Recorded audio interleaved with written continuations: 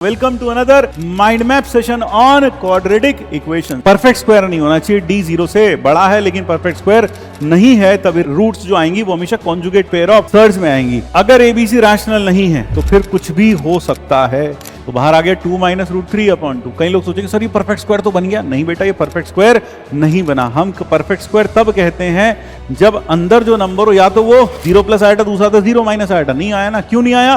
क्योंकि यहां शर्त क्या थी? एबीसी रियल नंबर होने चाहिए। तो ये इंपॉर्टेंट शर्त ध्यान रखिएगा। सॉल्यूशन हम ये नहीं बोलेंगे 1 1 3 है, सॉल्यूशन बोलेंगे 1 3। मल्टीप्लिसिटी उसमें काउंट नहीं करते।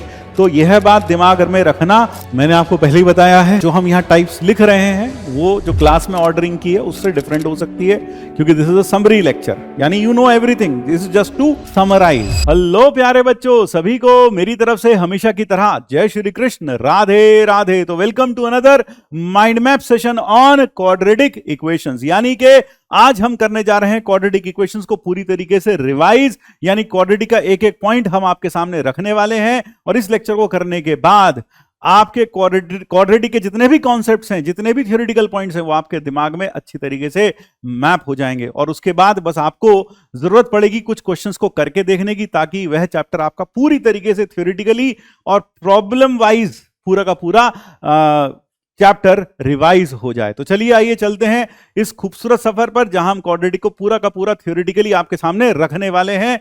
तो आज जो हम करेंगे वो है क्वाड्रेटिक का माइंड मैप।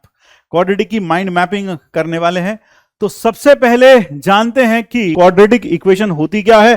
क्वाड्रेटिक पॉलिनोमियल क्या होता है? ax² + bx + c। इस तरह के पॉलिनोमियल को ax² + bx + c = 0, इस तरह की इक्वेशन को हम क्या बोलते हैं? क्वाड्रेटिक इक्वेशन, प्रोवाइडेड a 0 ना हो। ये क्वाड्रेटिक इक्वेशन है। और फंडामेंटल थ्योरम ऑफ अलजेब्रा कहती है जितने डिग्री की इक्वेशन होती है उसके उतने ही रूट्स होते हैं। क्योंकि ये 2 डिग्री की इक्वेशन है तो ऑब्वियस सी बात है इसके 2 रूट्स होंगे। रूट्स का मतलब ऐसे एक्स की वैल्यूज जो इसको क्या करें? सैटिस्फाई करें। सैटिस्फाई का मतलब जिसको जो यहां रखने पर LHS बराबर क्या हो जाए? RHS हो जाए। तो इसके कितने रूट्स होंगे? 2 रूट्स होंगे। मान लीजिए इसके जो 2 रूट्स हैं वह रूट्स हैं अल्फा और बीटा। तो अल्फा और बीटा की जो वैल्यू है वह मिलती है श्रीधराचार्य फॉर्मूला से -b ± √b² - 4ac upon 2a से। यहां b² - 4ac को हम बोल देते हैं, क्या मान लेते हैं? इसको बोल देते हैं d। Let this is equal to d, और इसका नाम रख देते हैं discriminant. This is called as discriminant. तो कह सकते हैं कि अल्फा बीटा जो हमारे पास रूट्स हैं, यानी जो x की वैल्यूज हैं, जो x की वैल्यूज हैं अल्फा और बीटा, जो कि इसकी रूट्स हैं, जो इसके सॉल्यूशन हैं, वो हो जाते हैं -b ± √d/2a। तो these are the roots of this quadratic equation. तो ये हो गई हमारी क्वाड्रेटिक इक्वेशन और ये हो गए इसके रूट्स। ये हो गए रूट्स, ये हो गई हमारी क्वाड्रेटिक इक्वेशन और ये हो गए उसके रूट्स। अगर हम इसके रूट्स को अगर देखें, अल्फा मान लेते हैं कितना? -b + √d/2a, और बीटा -b - √d/2a। अगर हम इन दोनों को ऐड करें तो अल्फा प्लस बीटा, जिसे हम कहेंगे सम ऑफ रूट्स हो जाएगा alpha plus beta, that will be equal to -2b/2a which is -b/a। और प्रोडक्ट ऑफ रूट्स यानी कि अल्फा इंटू बीटा वो हो जाएगा c/a। तो यह है, ध्यान रखें कि किसी भी क्वाड्रेटिक इक्वेशन के हमेशा कितने रूट्स होंगे? 2 रूट्स होंगे। और वह दोनों रूट्स की जो वैल्यू है वह वैल्यू होती है -b + √d/2a -b - √d/2a, और उनका सम ऑफ रूट्स -b/a, और प्रोडक्ट ऑफ रूट्स होता है c/a। साथ साथ इन रूट्स की मदद से हम अगर चाहें तो इस क्वाड्रेटिक को फैक्टराइज भी कर सकते हैं, क्योंकि अगर इसके रूट्स ax² हैं, इसके रूट्स जो हैं वह अल्फा और बीटा हैं, ax² + bx + c, इसके रूट्स क्या हैं पॉलिनोमियल के? अल्फा और बीटा। यानी इस पॉलिनोमियल के रूट्स अल्फा बीटा का मतलब, यानी इसमें x की जगह अल्फा रख दें या बीटा रख दें तो ये कितना हो जाता है? 0 हो जाता है। तब हम देन इसके जो फैक्टर्स होंगे वो होंगे a × x minus alpha into x minus beta. तो ये याद रखें, अगर किसी क्वाड्रेटिक के रूट्स अल्फा बीटा हैं, किसी क्वाड्रेटिक पॉलिनोमियल के रूट्स अल्फा बीटा हैं, तो उसके फैक्टर्स हो जाएंगे a into x minus alpha into x minus beta. ये चीज हमने यूज भी की है कहां, मेथड ऑफ इंटरवल्स में। कभी कोई ऐसा क्वाड्रेटिक आ जाए जिसका d 0 से बड़ा हो, यानी जिसके रूट्स रियल हो, और हमें उसे फैक्टराइज करना हो, तो हम उसके रूट्स निकालते हैं, फिर a into x minus alpha into x minus beta, उसके फैक्टर्स लिख सकते हैं। अब आता है नेचर ऑफ रूट्स पर सवाल कि नेचर ऑफ रूट्स के बारे में बताइए। तो नेचर ऑफ रूट्स अगर देखें, हमारे पास क्वाड्रेटिक थी a x square plus b x plus c is equal to 0, जहां पर ए 0 नहीं है, और जो इसके रूट्स आए हैं हमारे पास में वो आए हैं minus B plus minus root D upon 2a। अगर मैं नेचर ऑफ रूट्स की बात करूं, यहां ये माना जा रहा है कि ए बी सी क्या है, सबके सब रियल नंबर्स हैं, A B C belong to real numbers. तो सबसे पहली बात, अगर डी 0 से बड़ा है, if d is greater than 0, तो रूट ऑफ डी एक रियल नंबर होगा, क्योंकि हर पॉजिटिव रियल नंबर का एक डेफिनेट रूट होता है। तो एक बार प्लस करेंगे और एक बार माइनस करेंगे तो दो अलग अलग रूट्स मिलेंगे। तो हम कह सकते हैं if d is greater than 0, this implies a x square plus b x plus c बराबर 0 has two real and distinct roots. Two real and distinct roots, इसके दो रियल और डिस्टिंक्ट रूट्स होंगे, इसके दो रियल और डिस्टिंक्ट रूट्स होंगे। फिर दूसरा, अगर डी 0 हो जाए, अगर डी कितना हो जाए, 0 हो जाए, तो a x square plus b x plus c बराबर 0 हैज देखो, जैसे d 0 हो गया तो ये वाला पार्ट गया, पहला रूट भी माइनस बी बाई 2 है, दूसरा रूट भी माइनस बी बाई 2 है, has real and equal roots, real and equal roots. और रूट्स क्या हो जाएंगी, अल्फा बीटा दोनों की दोनों रूट्स बन जाएंगी माइनस बी बाय 2a। तो कहने का मतलब, अगर किसी क्वाड्रेटिक का d 0 है तो उसके रूट्स बराबर होते हैं, और दोनों के दोनों किसके बराबर होते हैं, माइनस बी बाय 2a के बराबर होते हैं। यह चीज याद रहे, ठीक है ना। तो अगर मैं इन दोनों को कंबाइन करूं, अगर मैं इन दोनों को कंबाइन करूं, तो मैं यहां यह कह सकता हूं for real roots, for real roots क्या होना चाहिए, d should be greater than और इक्वल टू 0। क्यों, इसमें भी रियल रूट्स आ रहे हैं, इसमें भी रियल रूट्स आ रहे हैं, तो दोनों में रियल रूट्स आ रहे हैं। तो अगर मुझे रियल रूट्स चाहिए तो उसके लिए कंडीशन होगी d should be greater than equal to 0। अगर कोई बोले roots are real and distinct तो d ग्रेटर देन 0 लगेगा, लेकिन अगर कोई बोले रूट्स आर रियल तो d greater than equal to 0 लगाना पड़ेगा।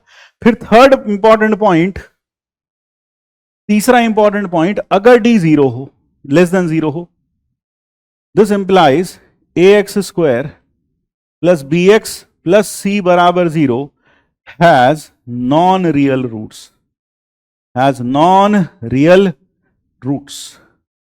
रूट्स कैसे होंगे, नॉन रियल, यानी रियल रूट्स नहीं होंगे, या यूं कह लो इमेजिनरी रूट्स होंगे, हैज इमेजिनरी रूट्स।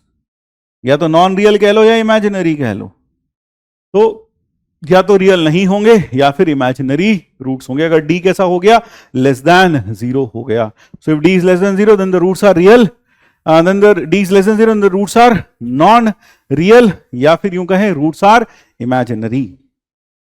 चौथी इंपॉर्टेंट बात, चौथी इंपॉर्टेंट बात, अगर if a comma b comma c सबके सब रैशनल नंबर्स हों, ये सबके सब क्या हो, rational number a b c, real number तो है लेकिन रियल नंबर में भी क्या हो, रैशनल नंबर्स हो, and d greater than equal to 0 is a perfect square. ये क्या हो जाए, परफेक्ट स्क्वायर हो जाए, ये क्या हो जाए, एक परफेक्ट स्क्वायर बन जाए। ये क्या बन जाए, एक परफेक्ट स्क्वायर, जैसे कि ये बन जाए 25, ये बन जाए 49, ये बन जाए 4/9, ये बन जाए 64/25, यानी ऐसा नंबर जिसका एक परफेक्ट जो रूट के बाहर आ सके। जैसे कि अगर 25 बना तो d जो होगा, रूट ऑफ d जो होगा वो 5 हो जाएगा, है ना। अगर मान लो वो है 4/9 हुआ तो रूट ऑफ d हो जाएगा 2/3। तो यानी अगर वह परफेक्ट स्क्वायर है, is a perfect square, then roots of ax square plus bx plus c कैसी हो जाएंगी, ax square plus bx plus c equal to 0 are rational. तो रूट्स कैसी हो जाएंगी उस केस में? रैशनल हो जाएंगी। तो रैशनल रूट्स के लिए अगर ए बी सी रैशनल है और डी परफेक्ट स्क्वायर है, तब हम कह सकते हैं उस क्वाड्रेटिक के रूट्स भी रैशनल होंगे। So that is the condition for rational roots कि ए बी सी अगर रैशनल है और साथ में डी परफेक्ट स्क्वायर है तो रूट्स भी रैशनल हो जाएंगे। ठीक है, याद रखना बहुत अच्छे से। इसी तरीके से इफ ये क्लियर हो गया, हाँ सर यह क्लियर हो गया। फिर अगला point fifth, if a is equal to 1, b comma c दोनों इंटीजर हो, बहुत इंपॉर्टेंट पॉइंट है, and d is greater than equal to 0 is a perfect square. d क्या हो जाए? परफेक्ट स्क्वायर बन जाए। d क्या बन जाए? Perfect square. Then roots of ax square plus bx plus c बराबर 0 आर इंटीजर्स। इसके जो दोनों रूट्स हो जाएंगे वो इंटीजर्स हो जाएंगे। तो यानी कि अगर किसी भी क्वाड्रेटिक इक्वेशन में a तो 1 हो और b और c क्या हो? इंटीजर, और d क्या हो? परफेक्ट स्क्वायर हो, तो उस केस में इस क्वाड्रेटिक के जो रूट्स हो जाएंगे दोनों के दोनों क्या हो जाएंगे? इंटीजर हो जाएंगे। Both the roots will be integer. जैसे एग्जाम्पल के तौर पर अगर आप कहो, बात करो X square minus 6x plus 8 equal to 0। a कितना है? 1, b है -6, c है 8। यह दोनों के दोनों क्या है? इंटीजर्स। और अगर मैं d की बात करूं तो d आएगा b square -4 into 8 into 1, that is 4, which is a perfect square. ये क्या आ गया? Perfect square. तो अगर आप अब इस केस में इसकी रूट्स निकाल के देखो, इसकी रूट्स अल्फा बीटा आएंगी -b 6 plus minus root of 4 by 2। तो सर ये हो गया 5 और एक बार 1, तो 1 5 आया, कितना आया भाई? 6 2 8 4 और 1, ये कितना आ गया?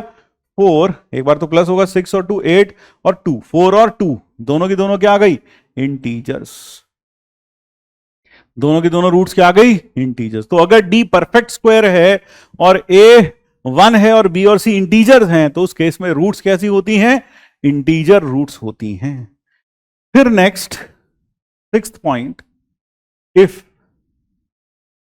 a comma b comma c ये एक रियल नंबर्स हो, जो कि लिख ही रखा है हमने, हालांकि लिख दिया ऊपर पहले से ही, a b c belongs to r लिखा हुआ है, तो बार बार लिखने की जरूरत नहीं है। तो if d is less than 0, अगर d less than 0, d greater then, d is not a perfect square rather, बल्कि ये कहता हूं if d is greater than 0 but not a perfect square, not a perfect square.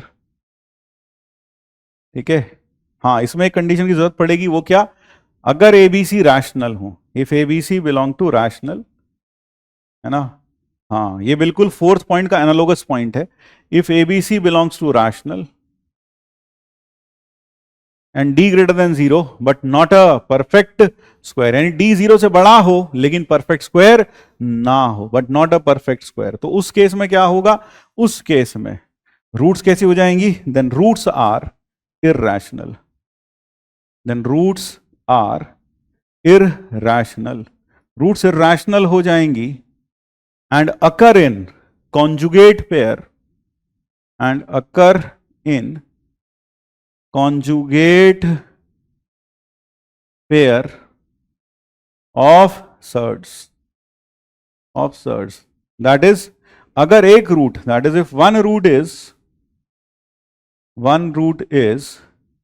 p plus root q, then other root is, तो दूसरी root क्या हो जाएगी? other root is p minus root Q. ध्यान रखिएगा स्क्वायर रूट वाले हिस्से का साइन चेंज हो जाएगा। ध्यान रखिएगा रूट, स्क्वायर रूट वाले हिस्से का साइन क्या होगा? चेंज होगा। स्क्वायर रूट वाले हिस्से का साइन चेंज होगा। क्यों होगा?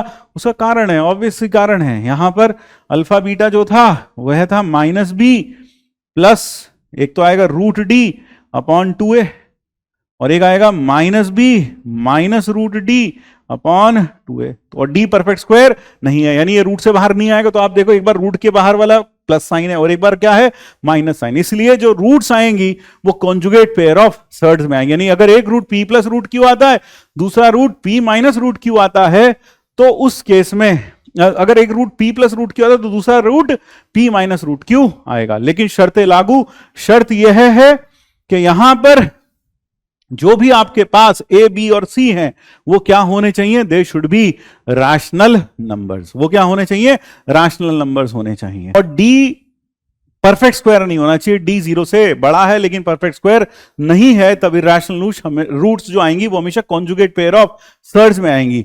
अगर एबीसी रैशनल नहीं है तो फिर कुछ भी हो सकता है। जैसे एग्जांपल के तौर पर अगर मैं आपको एक छोटा सा एग्जांपल दिखाऊं, X square minus 2 plus root 3 X plus 2 root 3, एक इक्वेशन हमने ये लिख ली, ठीक है।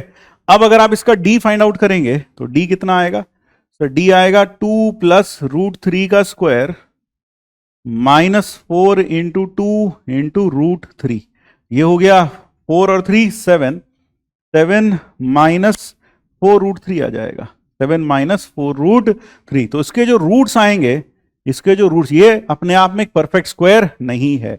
अगर आप इसके रूट्स निकालेंगे तो पता है रूट्स क्या आएंगे, 2 plus root 3 minus B plus minus under root of 7 minus 4 root 3 divided by 2, divided by 2।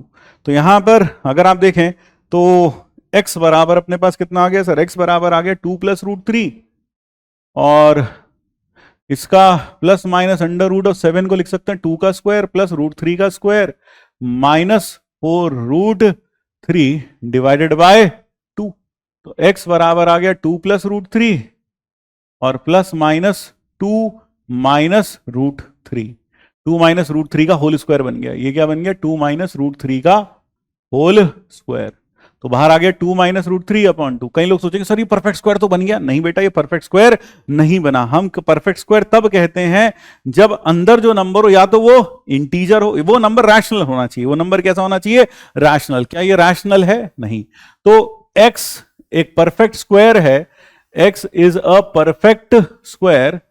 कब इसको हम परफेक्ट स्क्वायर तब बोलते हैं अगर x जो है वो किसी y का स्क्वायर के बराबर हो, जहां y एक रैशनल नंबर हो जाए, जहां y एक रैशनल नंबर हो जाए, ठीक है, तब हम इसे कह देंगे कि परफेक्ट स्क्वायर है, ठीक है। परफेक्ट स्क्वायर तब जाकर वो रूट्स रैशनल होंगी। तो रूट्स रैशनल कब होंगी, रूट्स रैशनल होंगी अगर ए बी सी रैशनल है और डी परफेक्ट स्क्वायर है। परफेक्ट स्क्वायर का मतलब वहां पर जहां लिखा है परफेक्ट स्क्वायर का मतलब है जो अंदर नंबर है वो रैशनल नंबर का स्क्वायर होना चाहिए, ठीक है। वैसे आमतौर पर परफेक्ट स्क्वायर का मतलब होता है वो एक इंटीजर का स्क्वायर होना चाहिए। परफेक्ट स्क्वायर का मतलब क्या होता है, वो एक इंटीजर का स्क्वायर होना चाहिए। लेकिन यहां जब हम बोल रहे हैं परफेक्ट स्क्वायर, किसमें, इसमें जब बोल रहे हैं d is a perfect square, तो d is a perfect square से यहां मतलब है वो एक रैशनल नंबर का स्क्वायर होना चाहिए, ठीक है भाई। तो और जब यहां बोल रहे हैं कि d is not a perfect square, इसका मतलब वो एक रैशनल नंबर का स्क्वायर नहीं है। तो ये एक रैशनल नंबर का स्क्वायर नहीं है। मेरे ख्याल से I think that is very sorted in your brain now. Perfect square का मतलब वैसे देखा जाए तो होता है किसी इंटीजर का स्क्वायर, तब हम उसे कहते हैं परफेक्ट स्क्वायर। 25 परफेक्ट स्क्वायर है, 49 परफेक्ट स्क्वायर है, 36 परफेक्ट स्क्वायर है, तो वो किसी इंटीजर का स्क्वायर है, तो वो परफेक्ट स्क्वायर कहलाते हैं। लेकिन अभी जो हम क्वाड्रेटिक इक्वेशन पढ़ रहे हैं, जो हमने वो पॉइंट लिखा जहां एबीसी रैशनल है और डी परफेक्ट स्क्वायर है, तो वहां डी के परफेक्ट स्क्वायर से मतलब है डी एक रैशनल नंबर का स्क्वायर है, ठीक है, वहां यह मतलब है। तो फिलहाल ये एक परफेक्ट स्क्वायर नहीं है, so d is not a perfect square. लेकिन जब आप इसे सॉल्व करोगे तो गौर से देखो, एक रूट आएगी 2 और एक रूट आएगी रूट 3। तो एक रूट तो आ गई रैशनल और एक रूट आ गई इरैशनल। तो कहने का मतलब यहां देखा जाए तो डी परफेक्ट स्क्वायर नहीं है, not a perfect square, not a perfect square. D एक परफेक्ट स्क्वायर नहीं है, जबकि d 0 से बड़ा है। तो d is not a perfect square, d 0 से बड़ा है, लेकिन इसकी जो रूट्स आई हैं वो कॉन्जुगेट पेयर ऑफ सर्ड्स में नहीं आई हैं। तो एक रूट आई है 2, एक रूट आई है रूट 3, तो इसलिए ये पॉइंट वैलिड नहीं है। तो पॉइंट वैलिड होने के लिए क्या होना चाहिए, एबीसी रैशनल नंबर होने चाहिए और d परफेक्ट स्क्वायर नहीं होना चाहिए। फिर next 7th point, if I look at the 7th point, if A B C belongs to R and D is less than 0, then roots are imaginary, roots कैसी होंगी? Imaginary होंगी, and occur in conjugate pair of, occur in conjugate pair, occur in conjugate pairs. Conjugate pairs में अगर करने का था, that is if one root is p plus iota q, then other root is p minus iota Q. तो अगर एक root p plus iota Q है तो ऑटोमेटिकली जो दूसरा रूट हो जाएगा वो p माइनस आयोटा क्यू हो जाएगा. लेकिन यहां भी शर्तें लागू हैं. ए बी सी क्या होने चाहिए? Real numbers. अगर A B C real number नहीं है तो ऐसा होना बिल्कुल भी जरूरी नहीं है कि रूट्स जो आएंगे वो रूट्स कैसे आएंगे? वो रूट्स कॉन्जुगेट पेयर में आएंगे. p प्लस आयोटा क्यू तो दूसरा p माइनस आयोटा क्यू. आप इसका एग्जाम्पल खुद सोचिएगा. वैसे तो चलो एक एग्जाम्पल मैं सोचवा देता हूं. मान लो x square minus iota plus x, iota plus 1 into x minus iota, है ना, ये लिख लेते हैं, equal to plus iota equal to 0. अगर आप देखें इस केस में अगर आप डी फाइंड आउट करोगे तो मेरे ख्याल से जो डी आएगा b square minus 4ac, d less than 0 है. तो अगर मैं इसका एग्जाम्पल सोच लूं तो एग्जाम्पल अगर मैं सोचता हूं तो x square minus 2 iota x और प्लस 2 आयोटा एक्स, एक ले लेते हैं माइनस 3 आयोटा एक्स और माइनस का 2, माइनस का 2, हाँ ये ले लेते हैं एग्जाम्पल. अगर आप इसका डी देखें, डी क्या आएगा? तो डी आएगा माइनस 3 आयोटा का स्क्वायर और माइनस 4 इंटू माइनस 2, ये हो गया 9 आयोटा का square minus plus 8. This is minus 9 plus 8, minus 9 plus 8 कितना आया सर? माइनस 1 आ गया, माइनस 1 आ गया, लेस देन 0 आ गया. देखो लेस देन 0 आ गया. अब इसके रूट्स निकालोगे तो रूट्स आएंगे minus 3 iota, minus of minus 3 iota और plus minus under root of minus 1 upon 2. तो ये हो जाएगा माइनस का हो गया 3 iota plus minus iota by 2, तो ये हो गया 4 आयोटा बाय 2 और एक हो गया 2 आयोटा बाय 2. तो आप देखो एक रूट तो आ गया 2 आयोटा और एक रूट आ गया आयोटा, और ये कॉन्जुगेट पेयर ऑफ सर्ड्स में नहीं आए. आप देख रहे हैं conjugate pair of surds conjugate pair में नहीं आए. एक आ गया 0 प्लस 2 आयोटा और एक आ गया 0 प्लस आयोटा. ऐसा तो नहीं आया ना p plus iota Q 0 plus 2 iota, दूसरा आता 0 माइनस 2 आयोटा, नहीं आया ना. या फिर 0 प्लस आयोटा दूसरा आता 0 माइनस आयोटा, नहीं आया ना. क्यों नहीं आया? क्योंकि यहां शर्त क्या थी? एबीसी रियल नंबर होने चाहिए. तो ये इंपॉर्टेंट शर्त ध्यान रखिएगा. ठीक है, ये हो गया 7th पॉइंट. फिर आते हैं 8th पॉइंट पर. एक एक पॉइंट बहुत इलाबोरेट करके मैंने आपको यहां बता दिया है.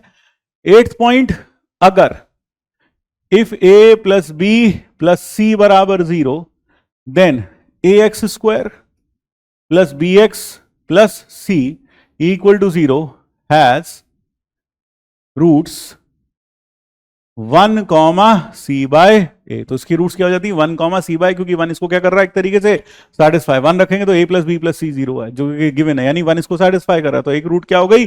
1, और दूसरी रूट क्या हो जाती है? c by a. अगर a minus B plus c equal to 0 then ax square plus b x plus c बराबर 0 हैज रूट्स, क्या हो जाती है roots? -1 comma minus c by a. Has roots -1 and minus c by a. ये चीज याद रखेंगे. फिर ये क्लियर हुआ? हाँ सर, ये बिल्कुल एक एक पॉइंट, 9 के 9 पॉइंट अब हमें अच्छे से क्लियर हो गए हैं. 10th इंपॉर्टेंट पॉइंट, जो कि हम इक्वेशन आइडेंटिटी के बारे में बात कर लें. Equation versus identity.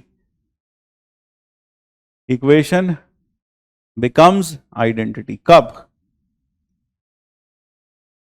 Equation identity कब बन जाएगी? If a quadratic equation, if a quadratic equation ax square plus bx plus c equal to 0 has more than three distinct roots. इसके कितने रूट्स हो? 3. हैज 3 और मोर, ऐसे लिख देना चाहिए, 3 और मोर डिस्टिंक्ट रूट्स. 3 और मोर यानी 3 या 3 से ज्यादा. 3 और मोर distinct roots, then it becomes an identity.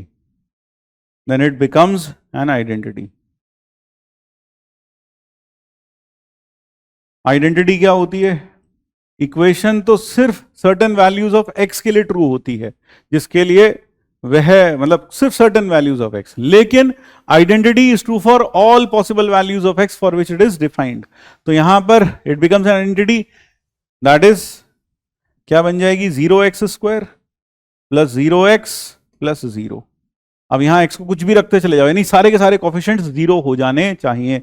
तो कहने का अगर किसी क्वाड्रेटिक के 2 से ज्यादा रूट्स हैं तो उसमें a भी 0 होना चाहिए, फिर b भी 0 और c भी 0. उस केस में वो क्वाड्रेटिक इक्वेशन नहीं रहती, बल्कि क्या बन जाती है? आइडेंटिटी बन जाती है. यानी वह x की हर वैल्यू के लिए क्या हो जाएगी? ट्रू हो जाएगी. यह बात हम और सिर्फ क्वाड्रेटिक पर नहीं, क्यूबिक पर भी लागू कर सकते हैं, 4th डिग्री की इक्वेशन पर भी लागू कर सकते हैं.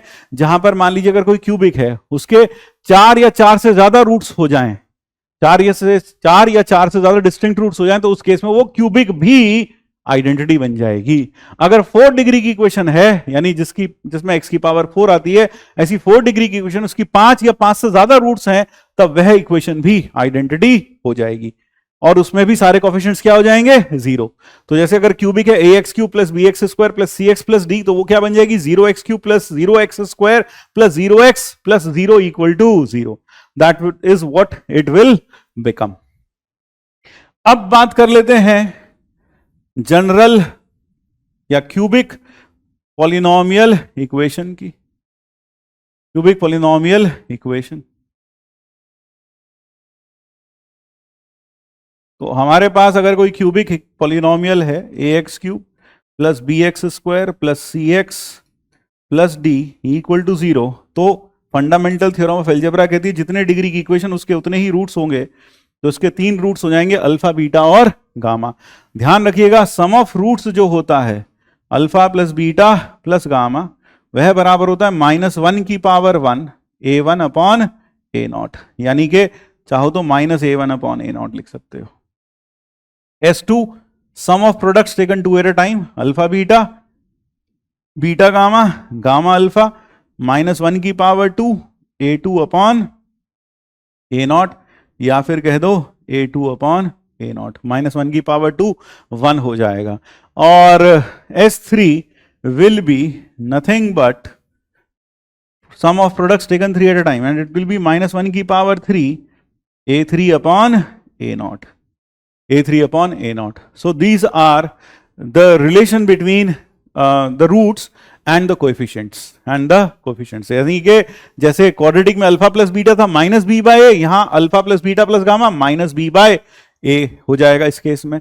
और product of roots taken 2 at a time, sum of roots taken 2 at a time, वो हो जाएगा c/a. तो यहां पर जो मैंने लिखा है, यहां यह मानते हुए लिखा है, यहां पर जो मैंने कोफिशिएंट्स लिखे हैं वो a0, b0, c0 ऐसे तरह लिखे हैं. a0 x³ plus a1 x² plus a2 x plus a3. ठीक है, और ये हो जाएगा हमारे पास रिलेशन इसके लिए. और अगर आपको इसको भी फैक्टराइज करना है, मान लो मेरे पास है ax³ plus bx² plus cx plus d बराबर 0, और उसके रूट्स हैं अल्फा, बीटा, गामा. तो आप समझ सकते हैं जैसे क्वाड्रेटिक में था ax³ plus bx² plus cx plus d, इसके जो फैक्टर्स होंगे वो हो जाएंगे a into x minus alpha, x minus beta और x माइनस गामा. बिल्कुल जैसे क्वाड्रेटिक में होते. क्वाड्रेटिक में क्या होते? a into x minus alpha into x minus beta. यहां क्या हो जाएगा? a into x minus alpha, x minus beta, x minus gamma. ये इसके फैक्टर्स हो जाएंगे. ठीक है, so these will be the factors of this cubic. अगर मेरे पास एक जनरल इक्वेशन है n डिग्री की, a1 x की power n minus 1 plus a2 x की power n minus 2 plus so on an minus 1x plus an is equal to 0। तो इस n degree equation के कितने रूट्स होंगे सर? इस n डिग्री इक्वेशन के भी n रूट्स होंगे, क्योंकि जितने डिग्री की इक्वेशन उसके एग्जैक्टली उतने ही रूट्स होते हैं, अल्फा 1 अल्फा 2 से लेकर अल्फा n, ये है। और अगर हम देखें तो व्हाट इज S1? S1 होगा sum of roots taken 2 at a time, alpha 1 at a time S1, वो फिर से वही हो जाएगा माइनस 1 की पावर 1 a1 अपॉन a0, और सम 2 विल बी अल्फा 1 अल्फा 2, इस तरह के सम्स आते जाएंगे, है ना। इसको वैसे तो हम ऐसे लिख देते हैं alpha j i is 1 less than j is less than equal to n। तो ये सारे के सारे आएंगे, यानी यहां पे दो दो के सम्स के प्रोडक्ट आते जाएंगे, दो दो के प्रोडक्ट के सम्स आते जाएंगे, और that will be equal to minus 1 की पावर 2 a2 अपॉन a0। बिल्कुल क्यूबिक जैसा ही है, यानी कल को 4 डिग्री की आ जाए, 5 डिग्री की आ जाए, उन सब के लिए आप ऐसा लिख सकते हैं, कर सकते हैं। S3 क्या होगा सर? S3 भी इसी तरह से लिख सकते हैं, 3 का प्रोडक्ट। तो Sn जो होगा वो होगा अल्फा 1 अल्फा 2 से लेकर अल्फा n होगा माइनस 1 की power n an upon a0। और अगर आपको इसको भी फैक्टराइज करना हो, तो फैक्टर कैसे लिखोगे सर? वही लिख देंगे फैक्टर्स भी आराम से। मान लो a0 x की power n plus a1 x की power n minus 1 plus so on up to an, इसके फैक्टर्स लिखने हैं तो हो जाएंगे a0 x माइनस अल्फा 1 फिर x माइनस अल्फा 2 से लेकर x minus alpha n। These will be the factors of this equation. ये इसके फैक्टर्स हो जाएंगे, यह इसके फैक्टर्स हो जाएंगे, यानी कि अब आप कितने भी डिग्री की पॉलिनोमियल इक्वेशन उसको सॉल्व कर सकते हैं। फंडामेंटल थ्योरम ऑफ अलजेब्रा ध्यान रखिए, ये कहती है जितने डिग्री की इक्वेशन हो उसके उतने ही रूट्स होते हैं, counted with multiplicity. Counted with multiplicity का मतलब, यानी अगर एक रूट 2 बार आ रहा है, जैसे x square minus 4x plus 4, अगर मैं आपसे इसके रूट्स पूछूं तो आप कहोगे इसका रूट है 2,2, क्योंकि जब आप सॉल्व करोगे तो पहली बार भी 2 आएगा और दूसरा रूट भी 2 आएगा, तो 2,2 कितने रूट गिने जाएंगे? 2। सॉल्यूशन कितना होगा? 1। जब सॉल्यूशन काउंट करते हैं तो मल्टीप्लिसिटी काउंट नहीं करते। सॉल्यूशन में डिस्टिंक्ट नंबर ऑफ रूट्स जो होते हैं वो सॉल्यूशन में आते हैं, जबकि roots are counted with multiplicity. कहने का मतलब, अगर एक क्यूबिक है उसके रूट्स हैं 1 1 3, तो रूट्स तो हो गए कितने? 3। रूट्स तो 3 ही है, लेकिन सॉल्यूशन कितने हुए? 2, 1 और 3। सॉल्यूशन हम ये नहीं बोलेंगे 1 1 3 है, सॉल्यूशन बोलेंगे 1 3। मल्टीप्लिसिटी उसमें काउंट नहीं करते। तो यह बात दिमाग में रखना, रूट्स में और सॉल्यूशन में क्या अंतर है। रूट्स का मतलब they are counted with multiplicity, यानी कि अगर मान लो कल को 5 डिग्री की इक्वेशन होती है, उसके रूट्स होते ये है, 5 डिग्री की इक्वेशन होती है, उसके रूट्स आते 1 1 1 3 3, तो हम उस केस में कहते this 5 degree equation has 5 roots which are these. लेकिन सॉल्यूशन कितने होते? 2 सॉल्यूशन होते। तो ये थोड़ा सा अहम सा डिफरेंस है जो आपको समझ में आना चाहिए, पता होना चाहिए, रूट्स और सॉल्यूशन में क्या अंतर है। अब बात करते हैं बहुत ही इंपॉर्टेंट न्यूटन्स फॉर्मूला की, जिसके ऊपर जेईई मेंस में मैक्सिमम प्रॉब्लम्स आए हैं। ठीक है, न्यूटन्स फॉर्मूला क्या? ax² plus bx plus c equal to 0। ये क्वाड्रेटिक है, इसके रूट्स हैं अल्फा और beta.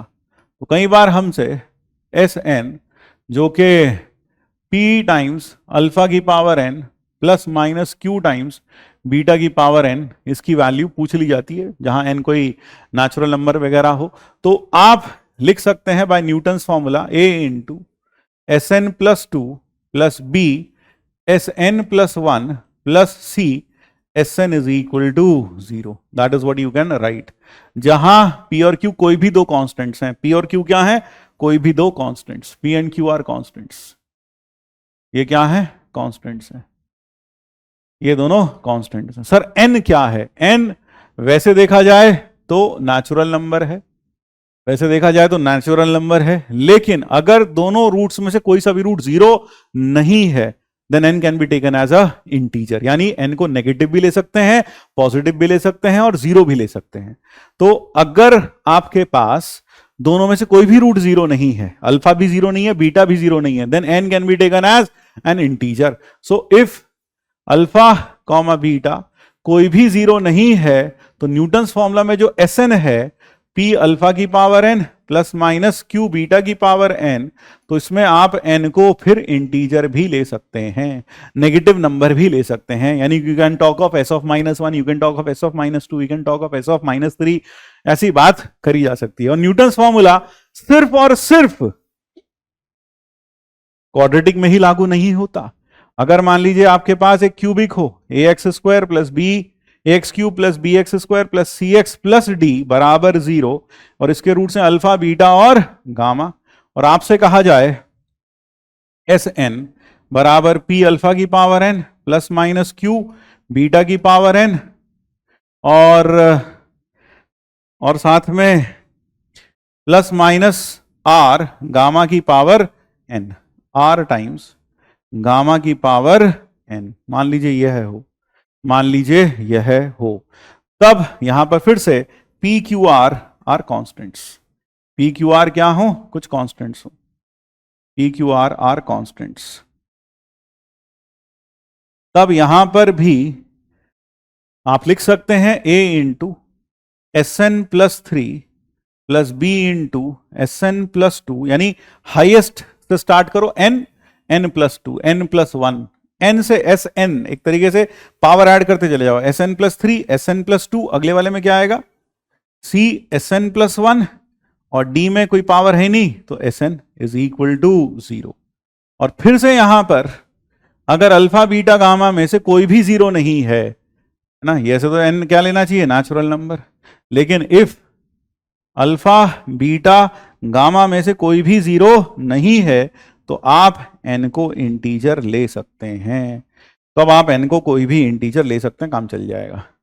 So I hope this is easily understood, ये दोनों बातें बहुत अच्छे समझ में, न्यूटन्स फॉर्मूला, इसके ऊपर क्लास में बहुत सारे प्रॉब्लम्स भी करा रखे हैं, अगर तुम चाहो, ये पढ़ लिया अभी तुमने, चाहो तो साथ की साथ जाकर न्यूटन्स फॉर्मूला का जो सेक्शन है, जो हमने तुम्हें क्लास में कराए हैं क्वेश्चंस, वो जाकर एक बार करके देख सकते हो, अच्छी प्रैक्टिस हो जाएगी साथ साथ में, ठीक है। So that is Newton's formula.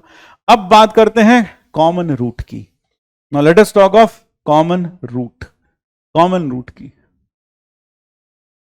Common root की अगर हम बात करें, if you talk of common root, मान लो a1x² plus b1x plus c1 equal to 0 और a2x² plus b2x plus c2 equal to 0, इन दोनों का एक रूट अल्फा है, इन दोनों का एक रूट अल्फा है, then condition for common root is, इन दोनों में कॉमन रूट है अगर अल्फा, तो क्या कंडीशन सेटिस्फाई होगी, if alpha is a common root then if x equal to alpha is a common root, is a common root, then determinant of a1 a2 b1 b2 into determinant of b1 b2 c1 c2 is equal to determinant of c1 c2 a1 a2 का whole square. So that is the condition कि अगर हमारे पास इन दोनों quadratics में एक common root है alpha, तो यह कंडीशन सेटिस्फाई होनी चाहिए। यानी कि अगर हमें पता है we have two different quadratics and they share a common root, then this is the relation that these two quadratics should satisfy. तो यह वो कंडीशन हो गई जिससे हमें पता चलता है कि अगर दो कॉमन रूट हैं तो ये कंडीशन क्या हो जाएगी, अपने आप सेटिस्फाई हो जाएगी। जैसे कई बार होता क्या एग्जाम्स में, यहां कुछ लैम्डा लगा दिया और बोला इन दोनों के बीच में कॉमन रूट है, find the value of lambda. तो हम जानते हैं कि कॉमन रूट है तो ये कंडीशन सेटिस्फाई होगी, तो वो कंडीशन हम इसमें लगाएंगे और लैम्डा की वैल्यू फाइंड कर लेंगे।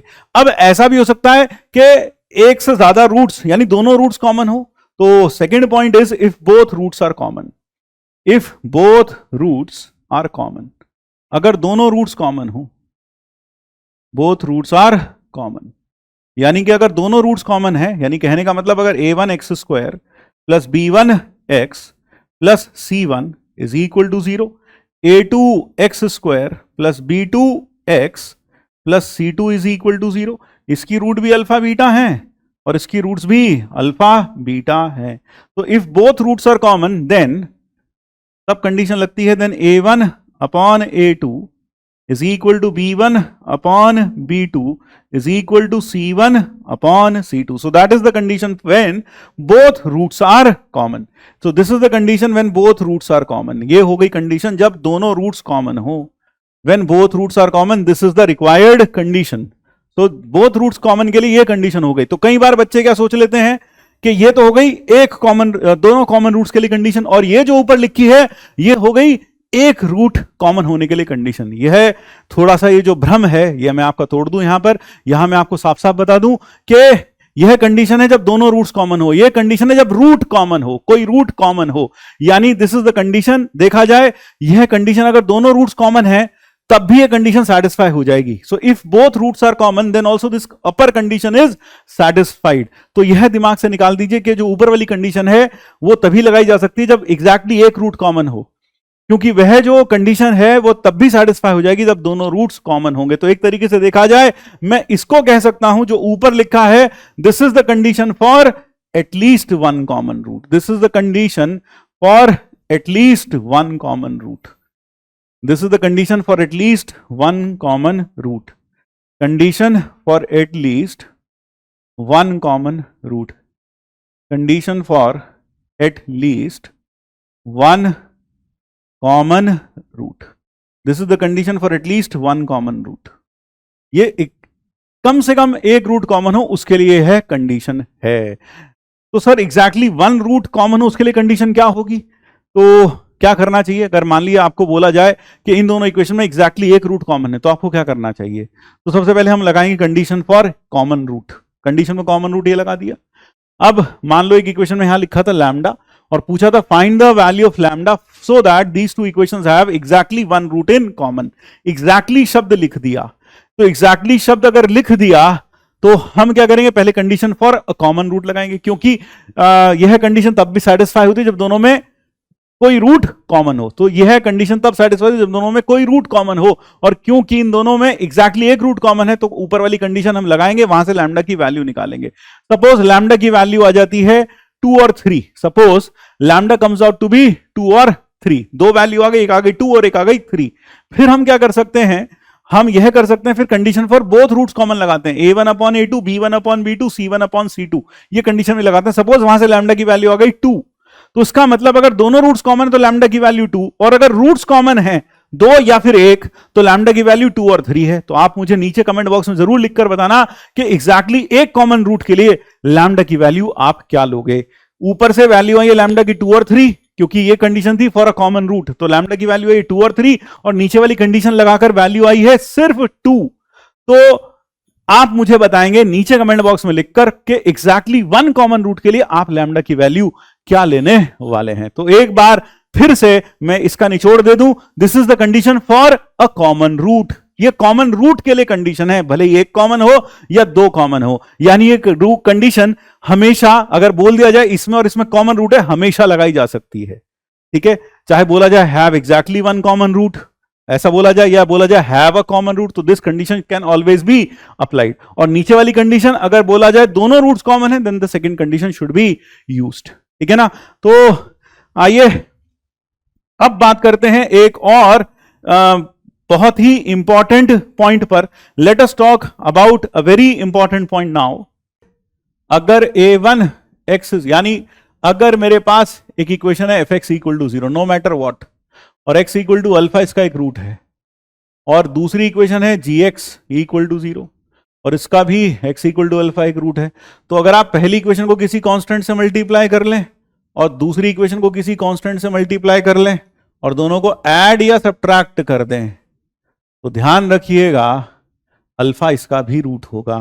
तो if two different equations have x = alpha as a common root, then the new equation which is obtained by adding them, subtracting them or multiplying the first equation to some constant and multiplying the second equation to some constant and then adding or subtracting them, then all these equations, new equations which are obtained, will have x equal to alpha as a root. तो कई बार हम यह भी इस्तेमाल कर लेते हैं question solve करने के लिए.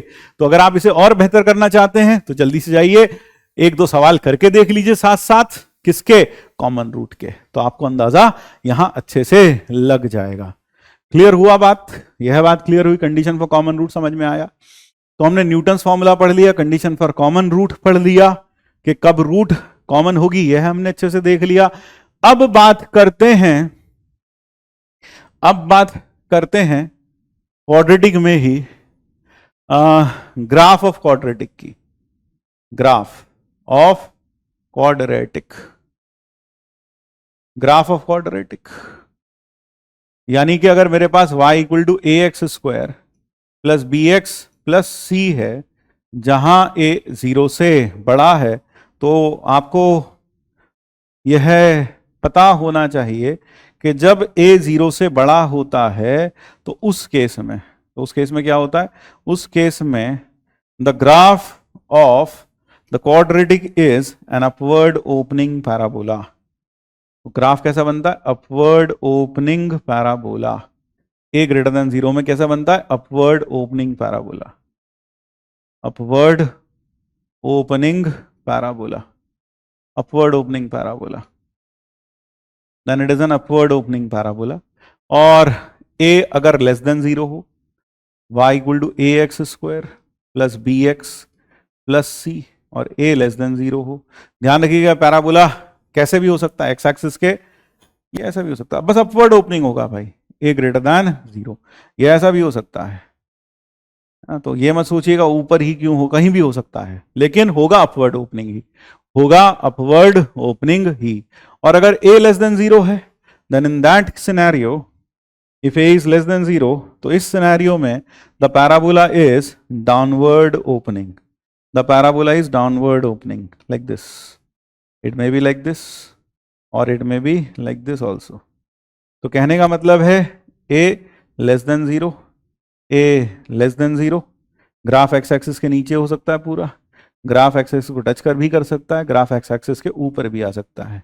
सो दैट इज इट. यानी इस केस में क्या होगा, डाउनवर्ड ओपनिंग पैराबोला बनेगा, downward opening parabola, downward opening parabola. So it will be a downward opening parabola. ठीक है.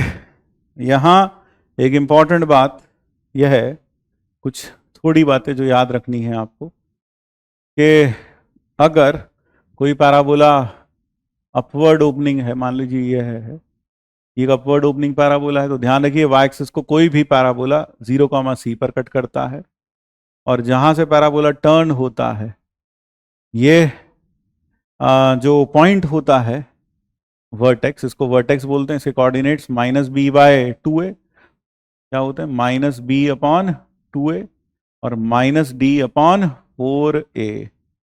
चाहे पैराबोला ऊपर हो नीचे कैसा भी, ये हमेशा वाई एक्सिस को 0, c पे कट करेगा, है ना. ये कैसा है, a ग्रेटर देन 0 वाला केस के लिए. और अगर a नेगेटिव है, a नेगेटिव है, इफ a इज नेगेटिव, तो इन दिस सिनेरियो मान लीजिए पैराबोला कैसा बनेगा, डाउनवर्ड ओपनिंग बनेगा, a less than 0. So a is less than 0. ये वाला पॉइंट ऑफ इंटरसेक्शन 0, c होगा, और यहाँ जो वर्टेक्स होगा, यहाँ जो वर्टेक्स होगा वो यह होगा, और उसके कोऑर्डिनेट्स भी -b/2a और -d/4a होगा. यह वाला पॉइंट क्या होगा, -d/4a. So this point is going to be -d/4a. एक मिनट, ये वाला पॉइंट क्या हो जाएगा, -d/4a. थोड़ा सा नीचे कर देते हैं इसको. तो ये पॉइंट हो गया 0, c, और ये हो गया -d/4a. ये पैराबोला किसका बनाया हमने, ax² plus bx plus c के लिए. तो वर्टेक्स यहां पर ये हो गया, x कोऑर्डिनेट ऑफ वर्टेक्स, यानी वर्टेक्स वर्टेक्स क्या हुआ, -b/2a और -d/4a, -d/4a, ये वर्टेक्स है। और parabola is symmetric about, parabola is symmetric about x बराबर -b/2a, इस लाइन के अबाउट सिमेट्रिक होता है। यानी कि अगर इस लाइन के अबाउट इसको फोल्ड कर दिया जाए तो लेफ्ट पार्ट और राइट पार्ट बिल्कुल एक दूसरे से ओवरलैप हो जाएगा। Is symmetric about line, is symmetric about line x equal to -b/2a। यहां अगर fx है ax² plus bx plus c, तो क्योंकि ये सिमेट्रिक है -b/2a के अबाउट, तो इसका मतलब -b/2a plus t is equal to f of -b/2a minus t. यानी -b/2a से t कदम आगे चलो या t कदम पीछे चलो, वैल्यू बिल्कुल सेम आएगी। वैल्यू कैसी आएगी, value will be same in both the cases, value will be same. यहां पर भी वही है, इससे चाहे तुम t कदम आगे चलो या t कदम आगे चलो या t कदम पीछे, वैल्यू कैसी आएगी, सेम आएगी। तो ये चीज ध्यान रखिएगा, पैराबोला की प्रॉपर्टी है, इसके ऊपर हमने क्वेश्चन भी किया था क्लास में, ठीक है। So remember this. अब यहां पर अगर मैं नेचर ऑफ रूट्स को कनेक्ट कर लूं किसके साथ, d के साथ, ये हमारी x एक्सिस, ये है हमारी x एक्सिस, और suppose this is the x axis. अगर d 0 से बड़ा होता है तो roots are real and distinct. रूट्स क्या होती हैं किसी भी पैराबोला के लिए, एक चीज ये भी बता दूं, roots of ax², roots of ax² plus bx plus c equal to 0 are nothing but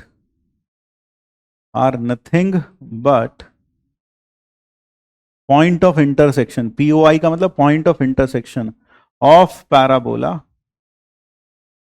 point of intersection of parabola y equal to ax² plus bx plus c with x axis. यानी कि जहां पर parabola x axis को cut करता है वही roots होते हैं। क्यों रूट्स होते हैं, क्योंकि उन पॉइंट्स पर y कोऑर्डिनेट 0 हो जाए तो y 0 हो गया और ax² plus bx plus c की वैल्यू यानी कितनी हो गई, 0 हो गई। किस x पर, मान लो ये अल्फा है, तो अगर मैं इसमें अल्फा देखता हूं तो अल्फा पर वैल्यू क्या आएगी, अल्फा रखने पर सर y 0 आएगा और ये बीटा। तो रूट्स क्या होते हैं, roots are nothing but the point of intersection of the parabola with x axis. x axis के साथ जो पॉइंट ऑफ इंटरसेक्शन होते हैं उसी को हम क्या बोलते हैं, रूट्स बोलते हैं पैराबोला के। They are the roots of the parabola, ठीक है। तो फिलहाल अगर d 0 से बड़ा है, क्वाड्रेटिक क्या है मेरे पास, ax² plus bx plus c। अगर d 0 से बड़ा है, अगर d 0 से बड़ा है तो आप पाएंगे पैराबोला x एक्सिस, अगर अपवर्ड ओपनिंग है तो पैराबोला x एक्सिस के नीचे घुस जाएगा थोड़ा पार्ट, और अगर पैराबोला डाउनवर्ड ओपनिंग है तब पैराबोला x एक्सिस के ऊपर आ जाएगा, ठीक है। यानी इस केस में क्या होगा, two real and distinct roots, क्योंकि पैराबोला x एक्सिस को दो रियल और डिस्टिंक्ट पॉइंट्स पर काटेगा। Two real and distinct roots, two real and distinct roots हो जाएंगी इस केस में। फिर अगर d है ना, ये हो गया पहला केस, आई होप ये क्लियर हुआ। अगर d 0 से बड़ा होगा तो दो रियल और डिस्टिंक्ट रूट्स होती है, यानी पैराबोला x एक्सिस को दो पॉइंट पर काटेगा, दो पॉइंट पर काटेगा, यानी कि कुछ ऐसा सिनेरियो दिखाई देगा। अब अगर d लेस देन 0 हो जाए, if d is less than 0, तो उसका मतलब क्या है, नो रियल और नो रियल रूट्स, यानी पैराबोला x एक्सिस को काटेगा ही नहीं। तो अगर पैराबोला x एक्सिस को काटेगा नहीं तो पैराबोला कहां रहेगा, अपवर्ड ओपनिंग, तो x एक्सिस के ऊपर, है ना। और डाउनवर्ड ओपनिंग कहां रहेगा, डाउनवर्ड ओपनिंग रहेगा x एक्सिस के नीचे, डाउनवर्ड ओपनिंग रहेगा x एक्सिस के नीचे। क्यों, अगर ऊपर आए तो x एक्सिस को कट करेगा ही करेगा। तो ये हो गया a लेस देन 0, इसका मतलब two imaginary roots, two imaginary roots, दो इमेजिनरी रूट्स आ जाएंगी। इसमें एक बहुत इंपॉर्टेंट पॉइंट यहां देखने को मिलता है, वो ये है कि अगर मैं किसी भी पॉइंट पर y की वैल्यू निकालूंगा तो y की वैल्यू हर पॉइंट पर कैसी आ रही है? पॉजिटिव। y की वैल्यू पॉजिटिव आती है। तो यानी कोई भी क्वाड्रेटिक एक्सप्रेशन हमेशा पॉजिटिव तब रहता है जब उसका a 0 से बड़ा हो।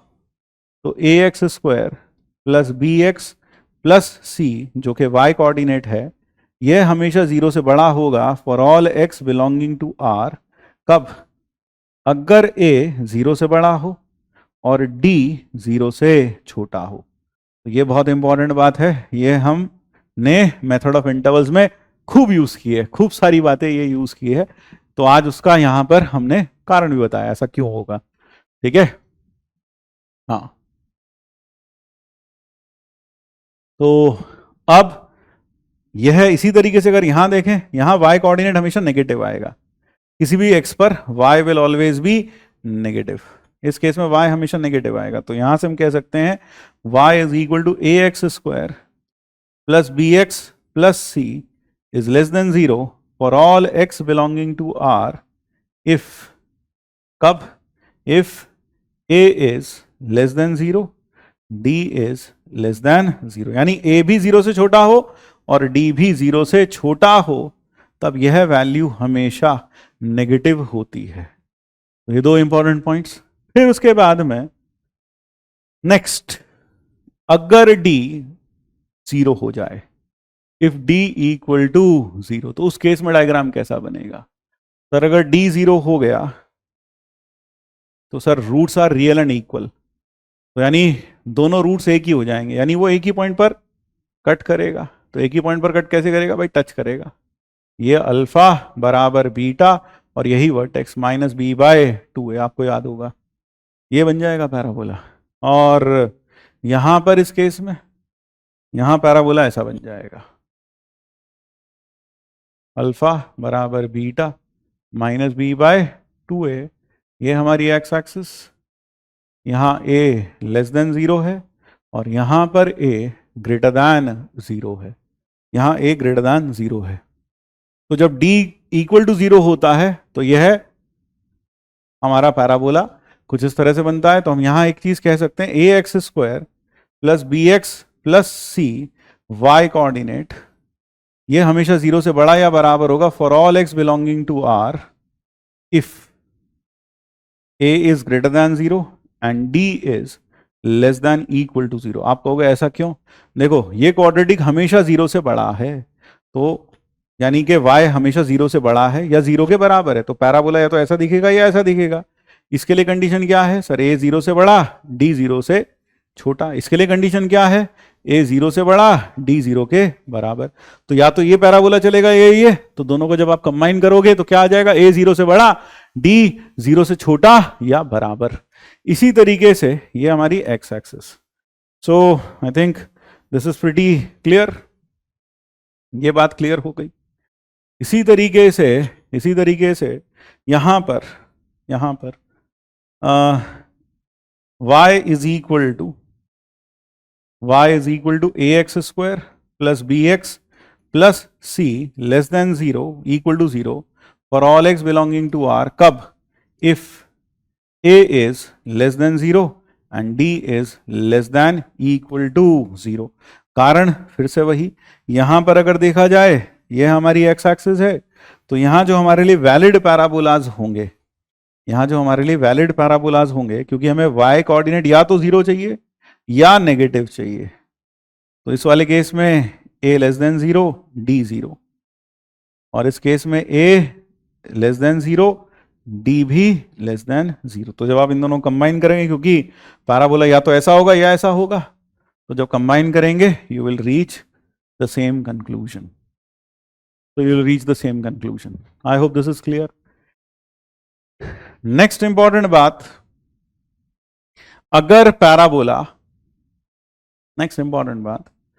पैराबोला अपवर्ड ओपनिंग है तो उसकी जो रेंज होती है, जो y की वैल्यूज हैं, वो कहां से कहां तक वेरी करेगी? देखो, minimum value minus b by 2a पर आएगी और कितनी आएगी? Minus d/4a। यानी कि y बराबर एक पैराबोला है ए एक्स स्क्वायर, एक क्वाड्रेटिक है बी एक्स प्लस सी, जहां पर x belongs to r, x कुछ भी हो सकता है। तो y मैक्स जो होगा या y मिनिमम जो होगा इस केस में वो कितना होगा, -d/4a। एंड y जो होगा, रेंज ऑफ y, रेंज क्या होगी y की, रेंज होगी, range of y will be equal to -d/4a से इंफिनिटी, -d/4a से infinity, that will be the range of y। वो हो जाएगी रेंज ऑफ y। तो अगर a x square plus b x plus c, जहां x पूरे r पर वेरी करता है, तो उसकी मिनिमम वैल्यू हो जाएगी -d/4a। और रेंज कहां तक जाएगी सर, यहां से लेकर इंफिनिटी तक, यहां से लेकर इंफिनिटी तक। लेकिन इसमें ये याद रहे कि जो वेरिएशन है वो कहां होना चाहिए, पूरा का पूरा r पर। इसी तरीके से अगर y equal to a x square plus b x plus c, जहां a नेगेटिव हो और a पॉजिटिव, यहां पर a कैसा है, positive, a belongs to, a is positive and x belongs to r, ये लिख देना चाहिए, a is positive, x belongs to r। यहां पर a इज नेगेटिव और x belongs to r।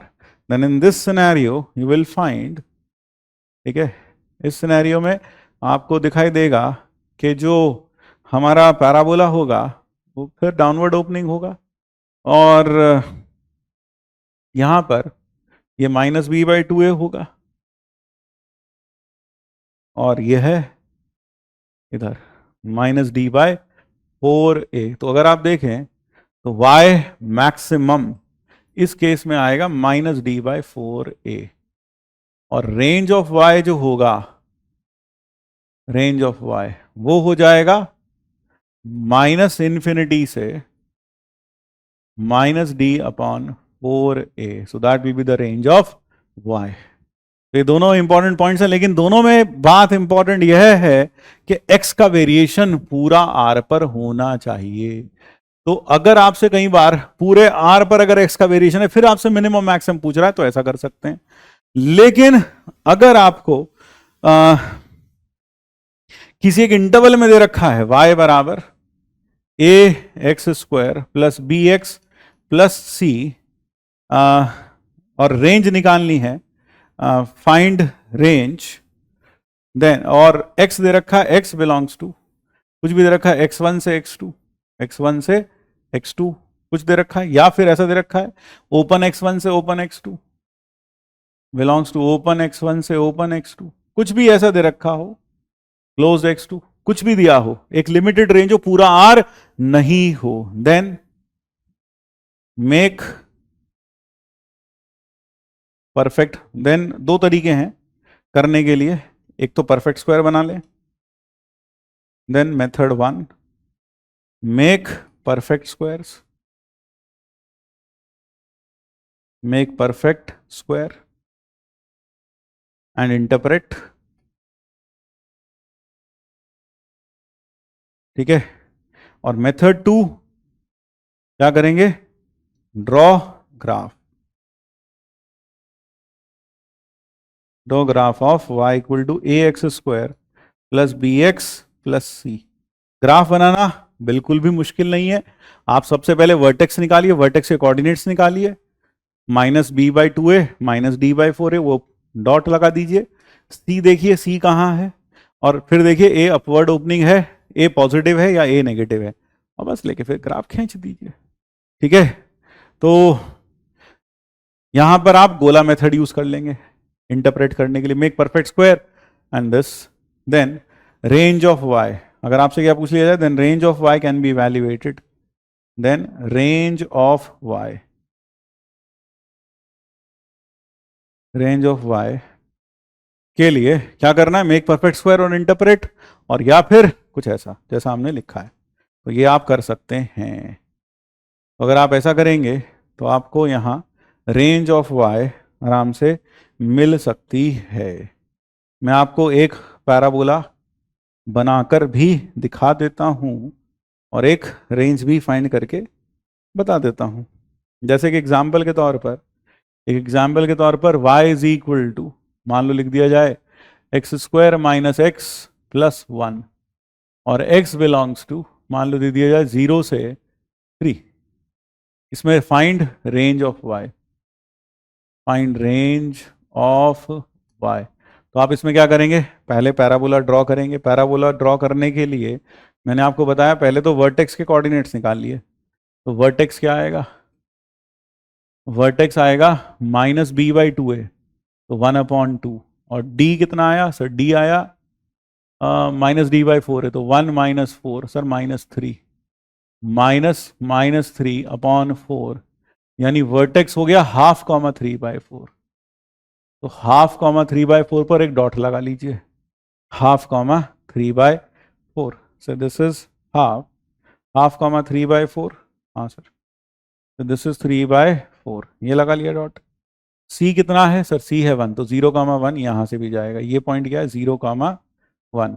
Parabola कैसा बनेगा, upward opening, d less than 0, कोई रियल रूट नहीं, तो बस बना दो यार, ये बन गया भाई पैराबोला। थोड़ा सुंदर बना लो।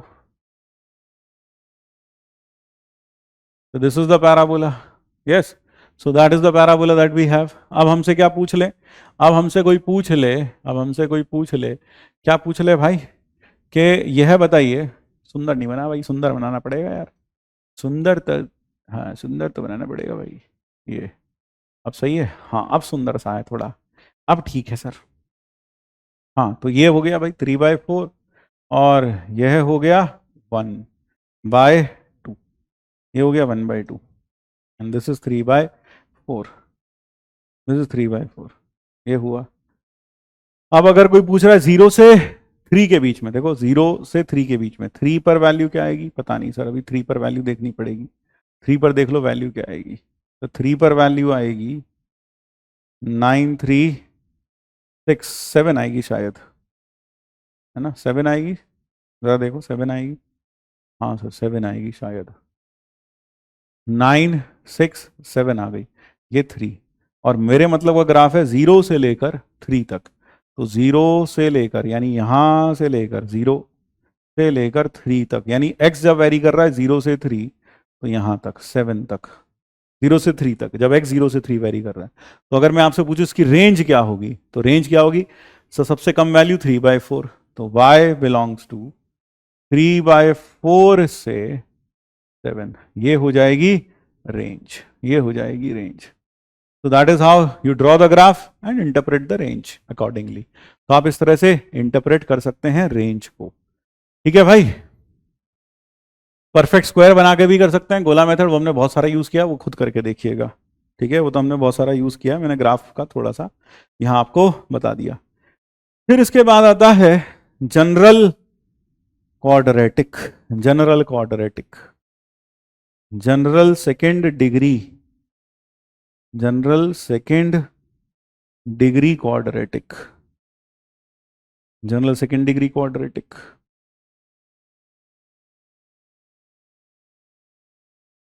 इन एक्स एंड वाई, तो जनरल जो सेकेंड डिग्री क्वाड्रेटिक होता है एक्स और वाई में, वो ऐसा दिखाई देता है, ax² plus 2hxy plus by² plus 2gx plus 2fy plus c, ये दिखाई देता है। Can be resolved, can be resolved into 2 linear factors, into 2 linear factors, इसके 2 लीनियर फैक्टर्स किए जा सकते हैं, इसको मैं fxy कह देता हूं। तो this is general second degree quadratic in x and y, इसके 2 लीनियर फैक्टर्स किए जा सकते हैं इफ डेल्टा, जो कि होता है ABC 2FGH minus AF² minus BG² minus CH², कितना हो जाए 0। दैट इज, अगर आप इसे डिटर्मिनेंट फॉर्म में लिखना चाहते हैं, तो a Hyderabad girl having boyfriend going for coffee equal to 0। A Hyderabad girl having boyfriend going for coffee having boyfriend, going for coffee equal to 0। ये डिटर्मिनेंट 0 हो जाना चाहिए। तो अगर यह कंडीशन मेट हो जाती है then it can be factorized into 2 linear factors. Sir वो फैक्टर्स कैसे मिलेंगे वो मैं आपको बता देता हूं। ax square plus 2hxy plus by square plus 2gx plus 2fy plus c equal to, इसके फैक्टर्स कैसे मिलते हैं? आप इस पार्ट को फैक्टराइज कीजिए। ये कौन सा पार्ट है? Homogeneous part, homogeneous part. इसको फैक्टराइज करिए, factorize homogeneous part, homogeneous part, factorize homogeneous part.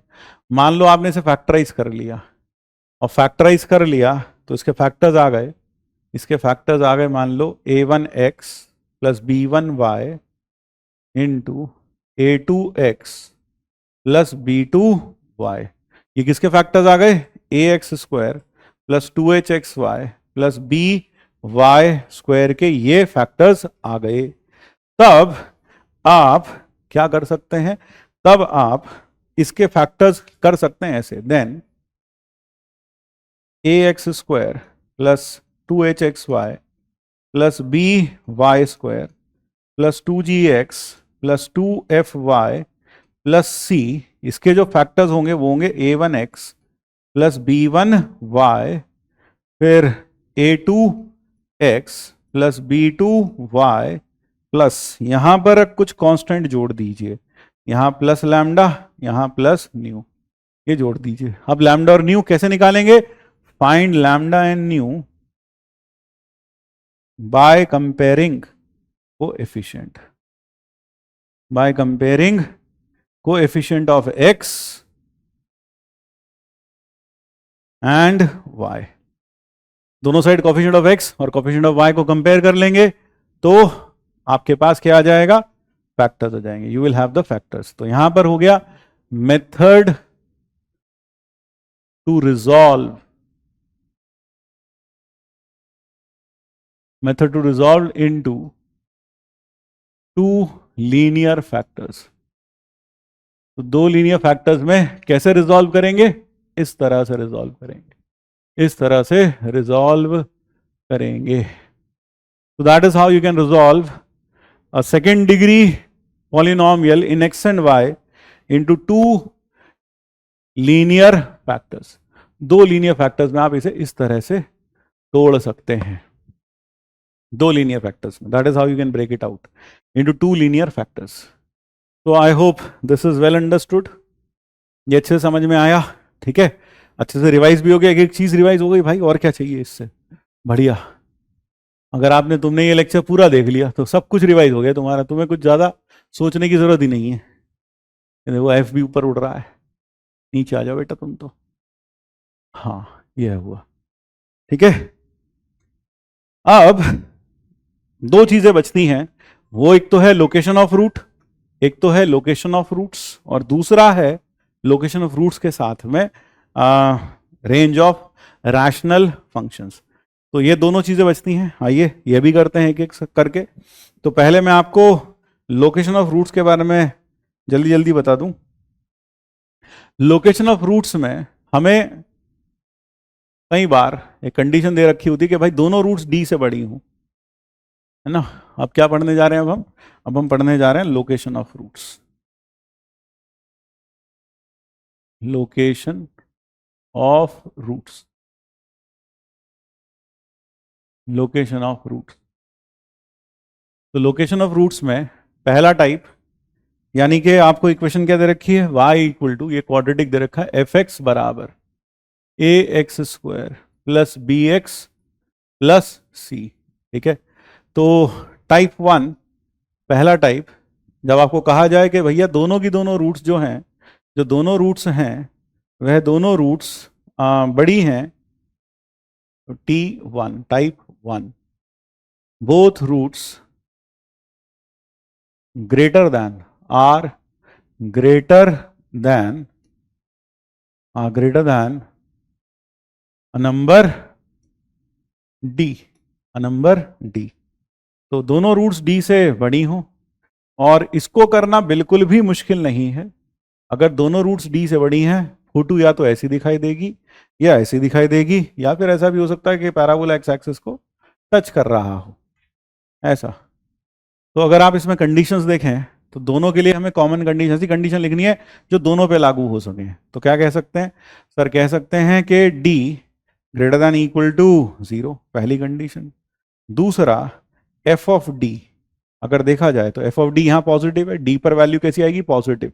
यहाँ भी डी पर वैल्यू पॉजिटिव, यहाँ डी पर वैल्यू नेगेटिव, यहाँ ए कैसा है, पॉजिटिव, यहाँ ए कैसा है, नेगेटिव। तो अगर मैं कहूं a into f d is positive, a into f d is positive, तो मेरे ख्याल से ये बात पूरी हो गई, क्योंकि ए इंटू एफ डी, यहाँ एफ डी नेगेटिव, ए नेगेटिव, ए पॉजिटिव, एफ डी पॉजिटिव, तो दोनों का प्रोडक्ट भी पॉजिटिव, चल जाएगा। और तीसरी बात, अगर मैं वर्टेक्स का एक्स कोऑर्डिनेट देखता हूं तो वह ज्यादा है किससे, वह ज्यादा है डी से।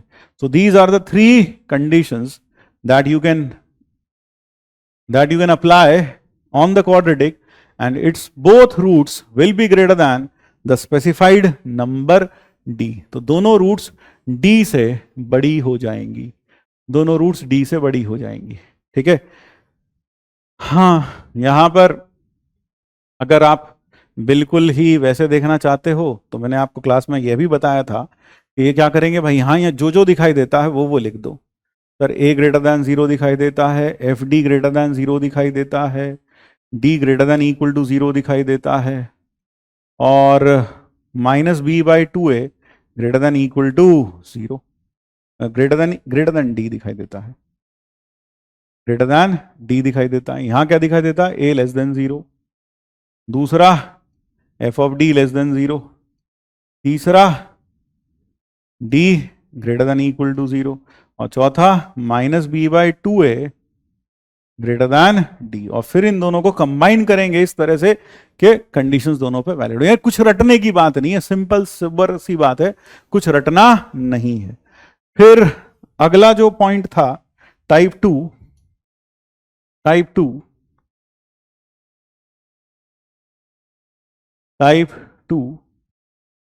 To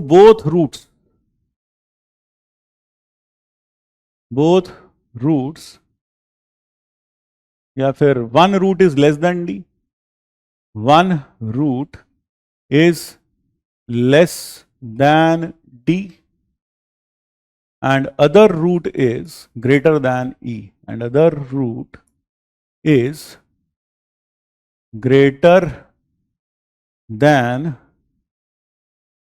e, greater than e, जहां पर डी ई से छोटा है, where d is less than e, जहां पर डी ई से छोटा है। तो इस केस में क्या होगा भाई, इस केस में आपको थोड़ा सा सोचना यह पड़ेगा कि एक रूट डी से छोटी है और एक रूट ई से बड़ी है, तो फोटो कुछ ऐसी बनेगी, या फिर फोटो कुछ इस प्रकार से बनेगी,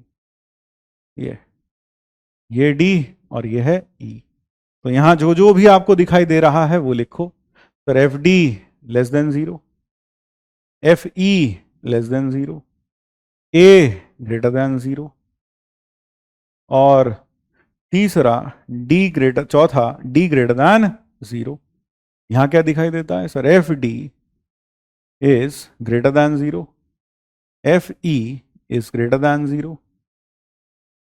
ए लेस देन 0, और फोर्थ डी ग्रेटर देन 0। तो अगर मैं इन दोनों को कंबाइन करूं, if I combine the two, है ना, कंबाइन करूं तो मैं कह सकता हूं a into f d greater than less than 0, a into f d less than 0, और a into f e less than 0, और बस, और डी ग्रेटर देन 0।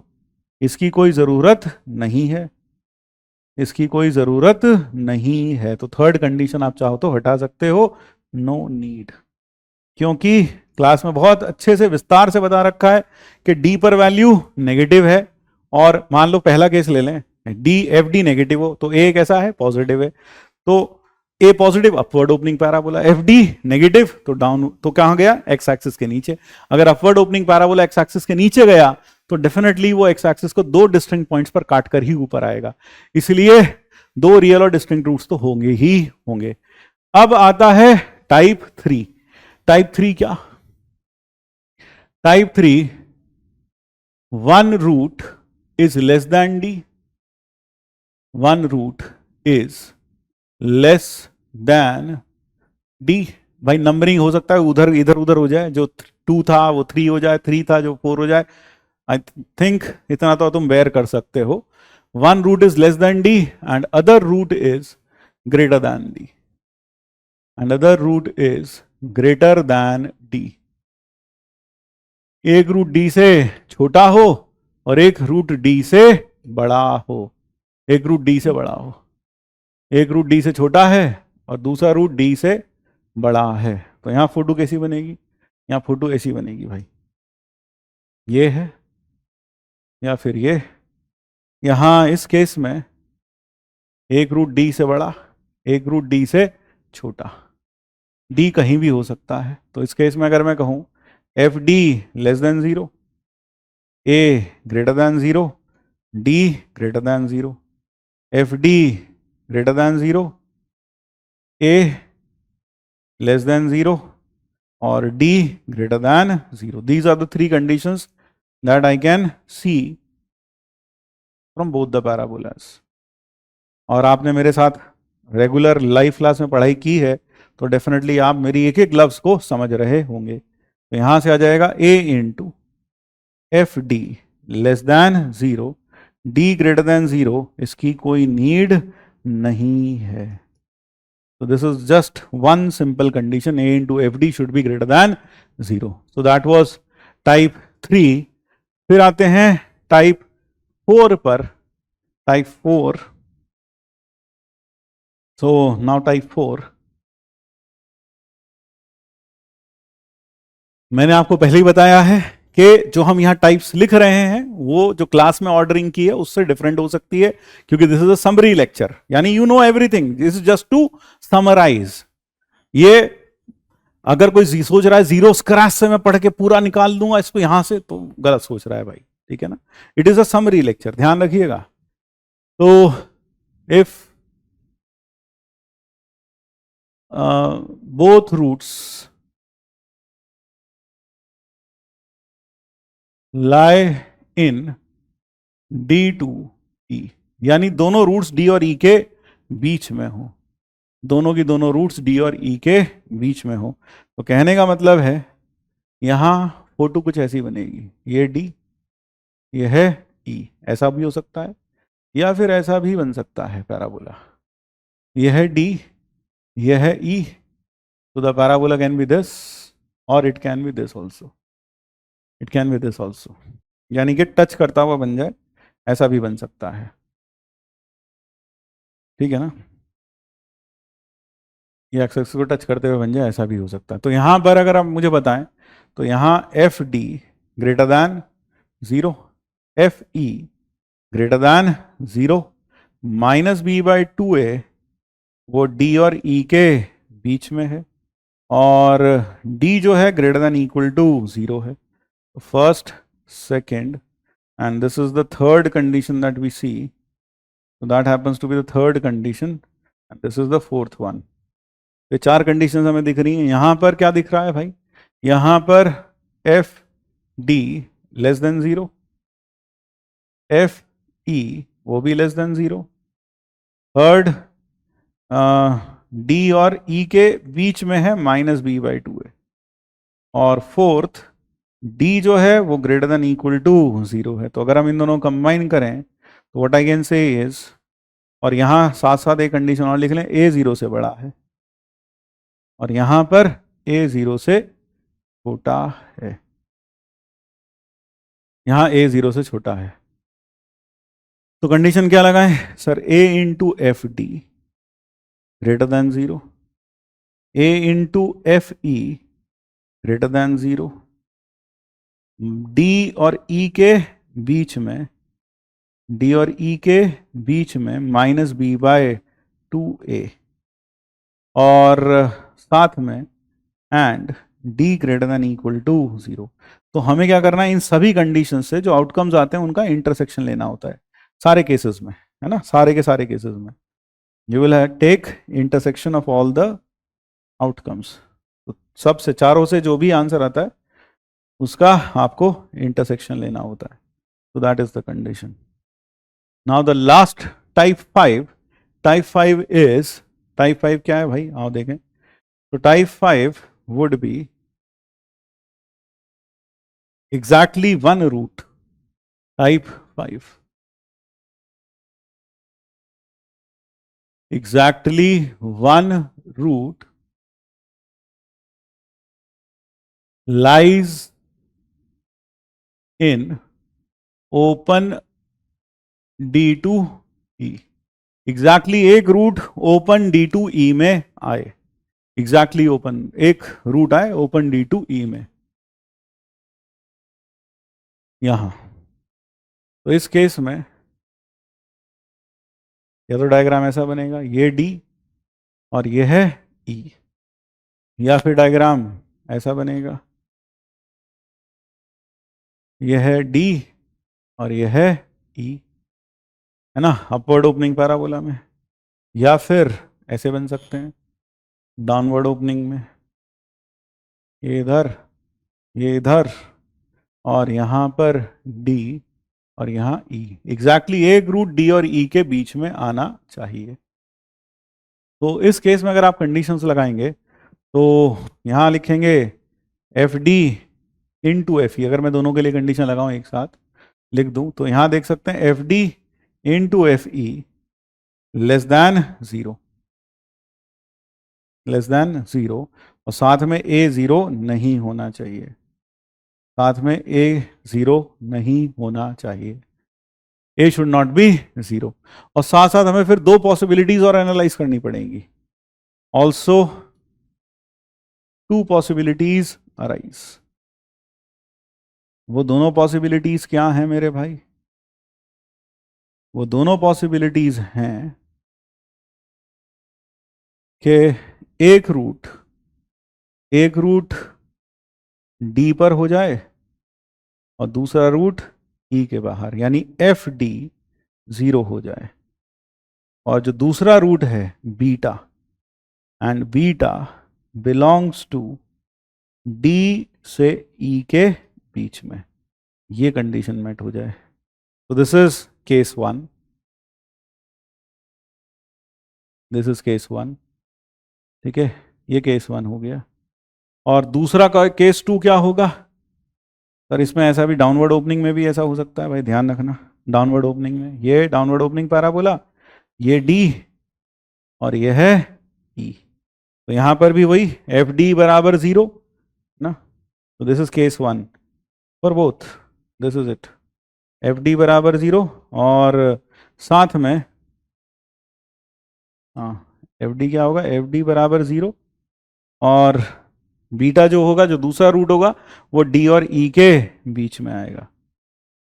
फिर केस 2 अगर देखा जाए, केस 2 क्या होगा? Case 2 would be, let us analyse case 2। Case 2 जो पॉसिबिलिटी है वो यह है, वो क्या है कि यार एक रूट तो आ जाए E पर और दूसरा रूट यहां आ जाए, यानी कि FE बराबर 0 और साथ में जो बीटा है वो D से E के बीच में आ जाए, वो D से E के बीच में आ जाए, that lies between D and E, यानी कि कुछ ऐसा, ये E ये है D, तो यहां पर ये हो गया बीटा। तो एग्जैक्टली एक रूट इसके बीच में, ये दोनों केसेस भी हमें एनालाइज करने पड़ेंगे। So that is all about location of root. Location of root में बस आपको करना क्या है, जैसा सिनेरियो हो वैसा पैराबोला बना लेना है, उसमें जो जो ऑब्जर्व कर रहे हो वो लिख लेना है और उन सब कंडीशंस का क्या करना है, फिर अंत में आकर intersection, that will give you the answer. तो यहां जो फाइनल आंसर होगा, केसेस के आंसर्स का हमेशा क्या करते हैं, यूनियन। तो ध्यान रखिएगा केसेस के आंसर्स का हमेशा यूनियन करते हैं। तो आपके पास जो यहां से आंसर आएगा, जो यहां से आंसर आएगा यहां से, है ना, ये फर्स्ट, और यहां से जो आंसर आएगा, यहां से जो भी आंसर आता है ये सेकंड, और यहां से जो आंसर आता है यहां से ये है थर्ड। तो आपको क्या करना है, 1 यूनियन 2 यूनियन 3, यह करना है, that would give you the answer to this. तो इस तरह से आप इसका आंसर फाइंड आउट कर सकते हैं। अब बात कर लेते हैं, अब बात करते हैं, late us talk of range of rational functions. Range of rational function की बात करते हैं। तो range of rational functions, rational functions, उसमें भी खासकर quadratic upon quadratic, linear upon linear, इस तरह के फॉर्म में हम बात करेंगे। तो सबसे पहला लीनियर अपॉन लीनियर, यानी एफ एक्स बराबर हो a x plus b upon c x plus d, जहां पर a upon c is not equal to b upon d. तो इस केस में रेंज जो आती है इसकी, वो आती है पूरा आर एक्सेप्ट ए बाय सी। पूरा लॉजिक क्लास में एक्सप्लेन कर रखा है, यहां एक्सप्लेन करने का कोई मतलब है नहीं, समरी लेक्चर है, वहां पूरी थ्योरी अच्छे से एक्सप्लेन कर रखी है। ये सिर्फ आप देख लें कि हाँ यार ये था, याद आ गया। ठीक है, केस 2, अगर एफ एक्स हो जाए, मान लो ऊपर आ जाए ए एक्स प्लस बी, फैक्टराइज हो जाए सी एक्स प्लस डी, और नीचे भी सी, मान लो अगला आ जाए ई एफ प्लस जी इंटू ए एक्स प्लस बी, यानी कि ऊपर नीचे कॉमन फैक्टर आ जाए। तो इस केस में ये फैक्टर आप क्या करेंगे, कैंसिल आउट कर देंगे। तो यहां जो रेंज आएगी, यहां एफ एक्स जो आ जाएगा वो क्या आ जाएगा, c x plus d upon e f, e x plus g, sorry, हाँ, ई एक्स प्लस जी या एफ एक्स प्लस जी, या ई एक्स प्लस एफ लिख लो यार, ए बी सी डी वही लिख लो भाई, ई एक्स प्लस एफ, ये आ गया नीचे। तो यहाँ e x plus f, e x plus f, और x is not equal to minus b by a, क्योंकि जो आप ऊपर नीचे काटोगे वो जीरो नहीं होना चाहिए। तो इस केस में जो रेंज आएगी वो रेंज आ जाएगी r minus p upon e, p upon e and f of minus b by a, हाँ f of minus b by, that will be the range. तो पहला हो गया लीनियर अपॉन लीनियर, दूसरा हो गया quadratic upon quadratic, and they have a common factor, a x plus b दोनों में कॉमन था, कट गया। तीसरा कैसा भी हो, लीनियर अपॉन क्वाड्रेटिक हो, लीनियर अपॉन क्वाड्रेटिक हो, या फिर क्वाड्रेटिक अपॉन लीनियर हो, या फिर क्वाड्रेटिक अपॉन क्वाड्रेटिक हो, क्वाड्रेटिक अपॉन क्वाड्रेटिक, और इन दोनों में कोई कॉमन फैक्टर ना हो, no common factor, no common factor. तो अगर कॉमन फैक्टर नहीं है तो भाई हम इसे लिखते हैं y is equal to a x square plus b x plus c divided by, मान लो नीचे है p x square plus q x plus r, या कुछ भी ऐसा हो, लीनियर हो नीचे, तो cross multiply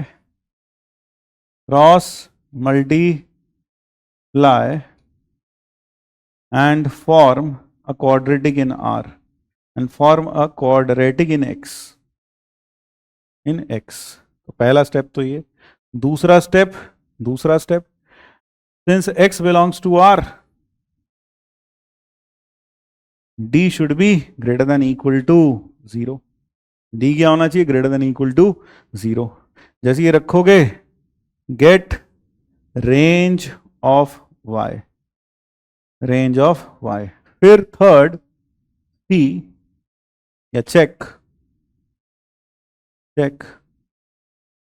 if coefficient of x square equal to 0, coefficient of x square equal to 0 is possible or not,